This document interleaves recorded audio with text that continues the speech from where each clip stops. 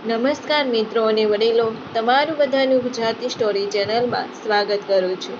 દીકરાના જન્મદિવસની બીજી સવારે પતિ અચાનક પૈસા લઈને ઘરેથી નીકળી ગયા. થોડા સમય પછી પાછા આવ્યા તો પત્નીએ પૂછ્યું, ક્યાં ગયા હતા? તો પતિએ કહ્યું કે જો આ સ્ટોરી તમને પસંદ પડે તો આ ચેનલને સબસ્ક્રાઇબ, લાઈક, શેર અને કમેન્ટમાં અભિપ્રાય જરૂર આપજો. બાજુમાં રહેલ બેલ આઇકનને જરૂર ઓન કરજો જેથી તમને આવી સ્ટોરી સાંભળવા મળે. ભાવેશભાઈના દીકરાનો જન્મદિવસ હોવાથી ખૂબ જ વિશાળ પાર્ટી યોજવામાં આવી હતી. તે પાર્ટી પૂરી થયા પછી વહેલી સવારે લગભગ ઘડિયાળમાં 6 વાગ્યા છે.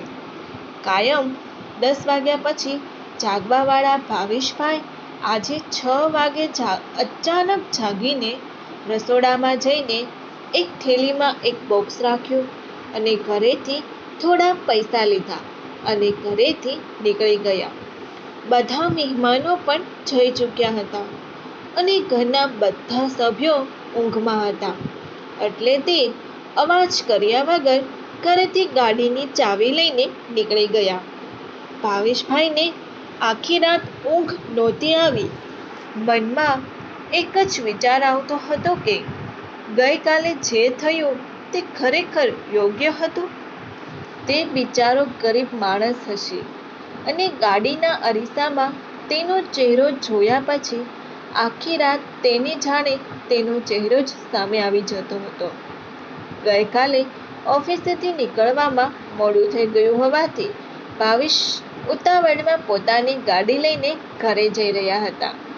દીકરાનો જન્મદિવસ હોવાથી દીકરાના મિત્ર, આજુબાજુના પાડોશી વગેરે કુલ મળીને લગભગ 50થી પણ વધુ લોકો ઘરે ભેગા થઈ ચૂક્યા હતા. નીકળતા મોડું થઈ ગયું હોવાથી જલ્દીથી ઘરે પહોંચવાની ઉતાવળમાં તે ગાડી ઉતાવળે હંકારી રહ્યા હતા.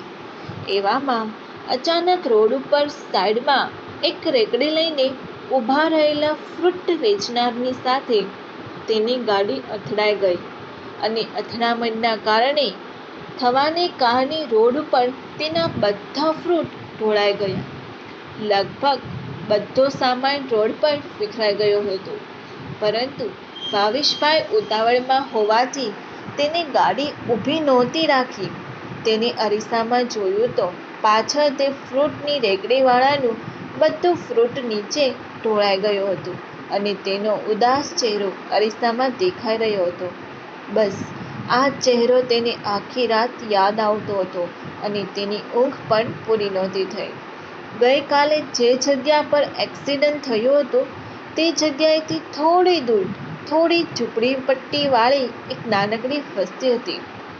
થોડા સમય પછી આમ તેમ ફર્યા પછી એક ઝૂંપડીપટ્ટી પાસે તે રેકડી જોઈ.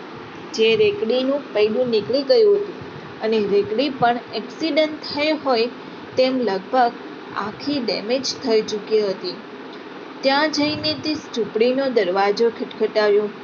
થોડા સમય સુધી કોઈ અવાજ ન આવ્યો, પરંતુ થોડા સમય પછી બીજી વખત ખટખટાવ્યું એટલે અંદરથી એક સ્ત્રીએ દરવાજો ખોલ્યો. તે સ્ત્રીએ ખૂબ જ જૂની સાડી પહેરી હતી અને એ સાડી જાણે ઘણા દિવસોથી પહેરી હોય તેવી ખરાબ અને જૂની દેખાતી હતી. ભાવેશભાઈએ અંદર જવા માટે કહ્યું કે શું હું અંદર આવી શકું?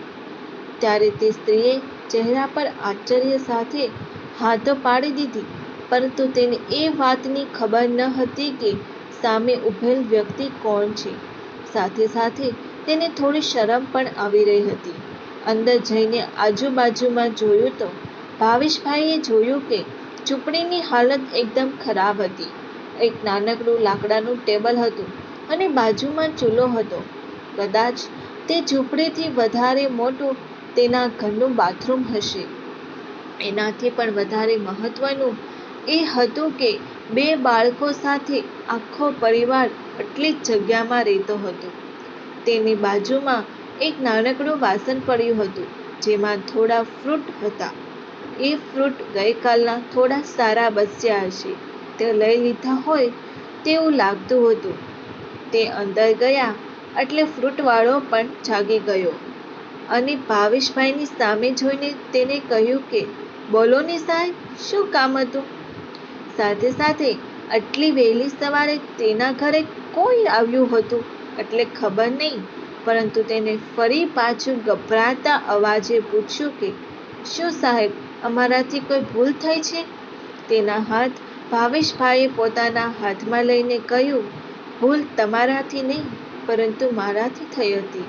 એ પણ ગઈકાલે તમારી આખી ફ્રૂટની રેકડી જે રસ્તા પર વિખરાઈ ગઈ હતી તે મારા કારણે થયું હતું. મને માફ કરી દો. આ સાંભળીને ત્યાં જ ઊભેલી તે ફ્રૂટવાળાની પત્ની બોલે છે, ઘણા બધા દિવસથી બીમાર થઈ ગયા હતા એ અને ગઈકાલે જ ઘણા દિવસો પછી ફ્રૂટની રેકડી લગાવી હતી. અમારી પાસે હમણાં જીવન જરૂરિયાતના પૈસા પણ નથી. એવામાં આ રેકડીનું ટાયર કેવી રીતે બદલવું?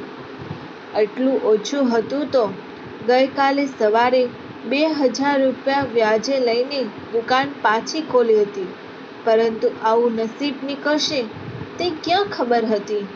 ભાવેશભાઈએ તરત જ તેના હાથમાં રહેલું બોક્સ ફ્રૂટવાળા ભાઈને આપ્યું અને કહ્યું કે ગઈકાલે મારા દીકરાનો જન્મ હોવાથી હું ઉતાવળમાં ચાલતો હતો અને અકસ્માત સર્જાયો હતો.